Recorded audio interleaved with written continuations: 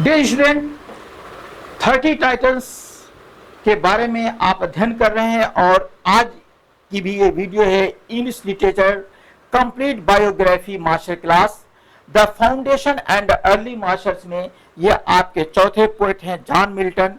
सबसे पहले जानिए the foundation and early masters कहा किसको जाता है। फाउंडेशन और अर्ली मास्टर काल अंग्रेजी साहित्य के प्रारंभिक विकास को दर्शाता है। यह ऑलरेडी मैंने सभी वीडियोस में बताए हैं और जो है दर्शाता है जिसमें शास्त्रीय प्रभाव, धार्मिक लेखन और प्रारंभिक काव्य परंपराएं शामिल है। चासर जैसे लेखकों ने अंग्रेजी साहित्य की नींव रखी थी, जिसकी वजह से चासर को फादर ऑफ इंग्लिश लिटरेचर और फादर ऑफ इंग्लिश पोएट्री कहा जाता है। इसके जो अगले जो फेमस पोएट है, फेमस ऑथर हैं, उसमें नाम आता है जॉन मिल्टन का। जॉन मिल्टन 1608 में पैदा हुए थे और 1674 तक इनका जीवन काल था। इंट्रोडक्शन इनको देखते हैं। प्यूरिटन युग, प्यूरिटन एरा के सबसे महान कवि हैं। ये अपनी अगाध विद्वता और जो ग्रैंड स्टाइल, भव्य लेखन शैली के लिए जाने जाते हैं। तो ये जान लीजिए बहुत ही इनकी जो शैली है लिखने की जॉन मिल्टन की, इसको कोई जवाब नहीं है।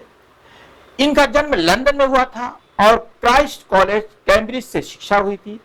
ओलिवर क्रॉमवेल के शासनकाल में ये कॉमनवेल्थ के सेक्रेटरी फॉर फॉरेन टंग बने। साल 1652 तक आते आते अत्यधिक पढ़ाई और काम के कारण ये पूरी तरह से अंधे ब्लाइंड हो गए थे।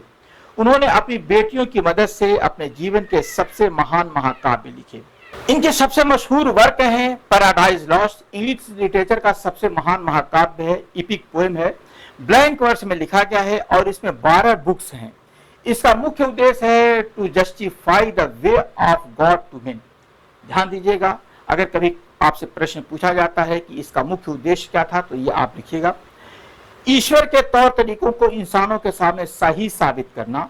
इसमें एडम ईव के पतन और सैटर्न अर्थात शैतान के विद्रोह की कहानी है। एडम और ईव, आदम और हव्वा जिसे कहा जाता है, उन्हीं के जो है पतन की कहानी है और शैतान की जो है विद्रोह की कहानी है कि शैतान किस तरीके से स्वर्ग में विद्रोह किया था गॉड का और उसको किस तरीके से उसको जो है जमीन पे डाला गया था, जमीन पे फेंका गया था। ये पूरी कहानी इसमें आपको मिलेगी।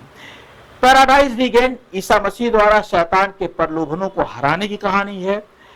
सैमसन एगोनिस्ट एक क्लासिकल ट्रेजेडी है। एरियोपैगिटिका जो है प्रेस और अभिव्यक्ति की आजादी पर है, फ्रीडम ऑफ स्पीच के समर्थन में लिखा गया गद्य है। ये प्रोज है। ऑन हिज ब्लाइंडनेस इनका सबसे प्रसिद्ध सोनेट है।